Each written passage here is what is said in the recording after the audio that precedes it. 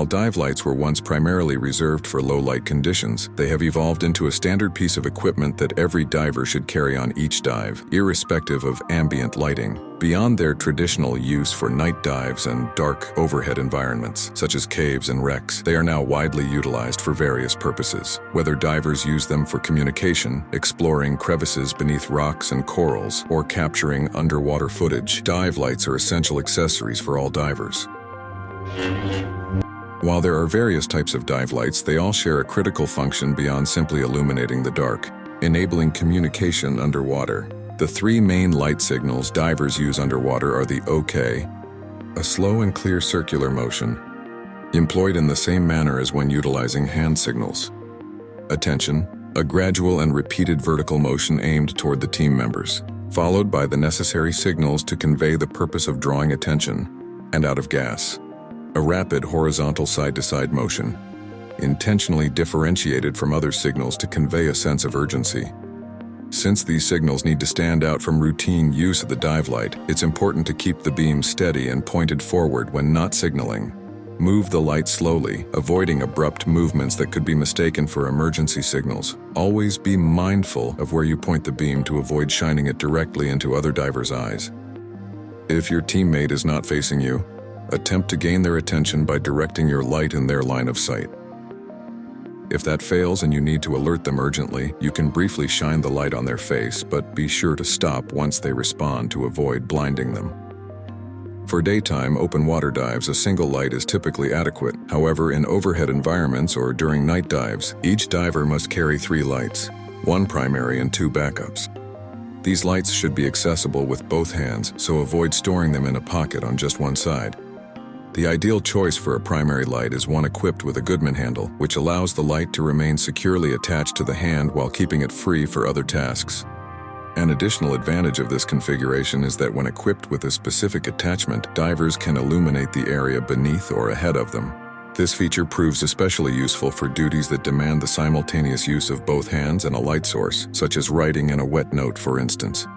It is crucial for divers to be fully aware of the battery life of each light and factor this information into their dive planning. Even with meticulous planning, equipment can fail, so be prepared to use your backup lights effectively. If your primary light fails, turn on your backup while it's still clipped to your shoulder D-ring, ensuring it can be easily located if dropped. Signal your teammates and switch to your backup light. A practical technique with a Goodman handled primary light is to keep it on your hand and attach the backup light to it, allowing you to use the backup in the same manner. Without a Goodman handle, one hand remains occupied with holding the light, limiting its use for other duties. The worst-case scenario involves dropping the light during an emergency and being unable to retrieve it. A practical solution is to use a bungee cord around your wrist to attach the backup light's bolt snap. You can also connect it to the bungee of your compass. Additionally, some exposure suits have wrist slots for these devices that can also be used to secure your light. Although most divers reserve the use of lights for dark environments, dive lights can be incredibly beneficial during daylight open water dives for various reasons. You may encounter shadowy areas that require additional light to improve visibility. In the unlikely event of becoming lost at sea as daylight fades into darkness, flashing your dive light can significantly improve your chances of being seen and rescued. Dive lights serve as an effective means of communication, allowing you to signal other divers from a distance. Even if they cannot see you directly, they will still be able to see the beam of your light. If you become separated from your team despite your best efforts, adhere to the protocol of scanning your surroundings for 1 minute. During this period, move your light vertically as you would signal for attention to enhance your visibility and enable your team to locate you from a distance.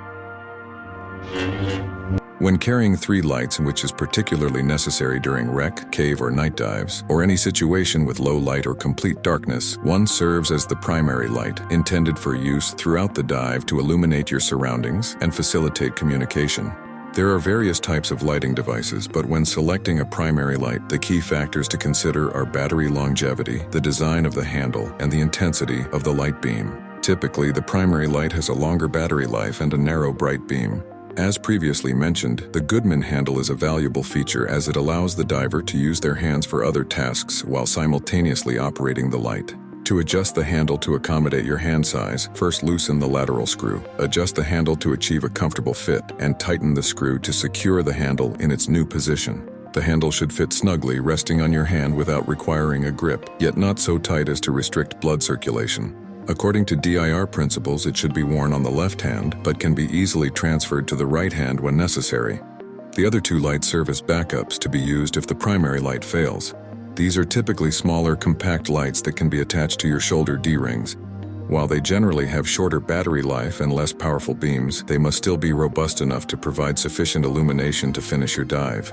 Brightness selection is influenced by factors such as dive type, depth, intended purpose, and technique. For general use, 700 to 1000 lumens is typically sufficient, while more challenging conditions like night, deep, or cave diving require 2000 to 5000 lumens.